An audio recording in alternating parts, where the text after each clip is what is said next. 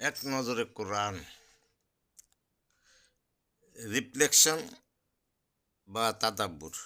বর্তমানে বিনোদনের কত যে পন্থা তার কোনো ইয়ত্তা নাই। ফেসবুকিং, শর্টস, রিলস আজকালকার বিনোদনের উৎস। অথচ এগুলো মানুষের শুধু সময় নষ্ট করে না, বরং দিন থেকে দূরে সরিয়ে দেয়। আর এগুলোতে আসে অশ্লীলতার সরাসরি। এই ধরনের জঘন্য মানুষ উদ্দেশ্যে ছিল মানুষকে আল্লাহর পথে সরিয়ে দেওয়া, আল্লাহর বিধান নিয়ে হাসি তামাশা করা। তাদের ব্যাপারে এই সূরায় ৬ নং আয়াতটিতে নাজিল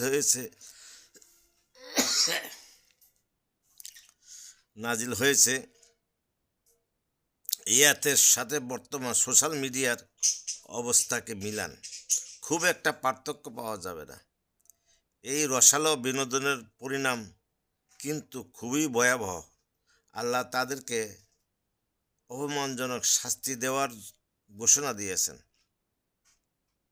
সুতরাং তাকে বাঁচতে চাইলে আমাদেরকে অবাধ বিনোদনের মুখে লাগাম পরাতে হবে, পবিত্র ও নির্মল জীবনযাপন করতে হবে আল্লাহর বিধান মনে। বুখারী ৯,০৬১-১৭, মুসলিম ৩৫। স্মরণ করো যখন লুকমান তার ছেলেকে উদ্দেশ্য দিতে গিয়ে বলেছিল, ছেলে আমার, তুমি আল্লাহর সঙ্গে শিরক করো না। নিঃসন্দেহ শিরক এক মহা অন্যায়। এই সূরায় ১৩ নং আয়াত।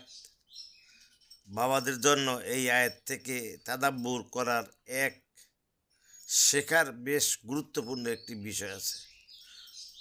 তার ছেলেকে আন্তরিকভাবে উপদেশ দেন লোকমান।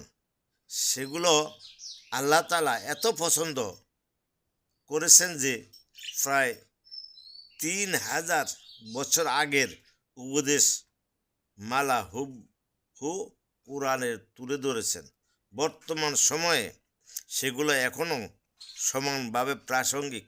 সুতরাং প্রত্যেক বাবার উচিত লোকমান যেভাবে তার ছেলেদেরকে সুন্দর সুন্দর শব্দে ডেকেছেন, সেভাবে ডাকা, তাদের প্রতি স্নেহ ভালোবাসার বহিঃপ্রকাশ ঘটানো।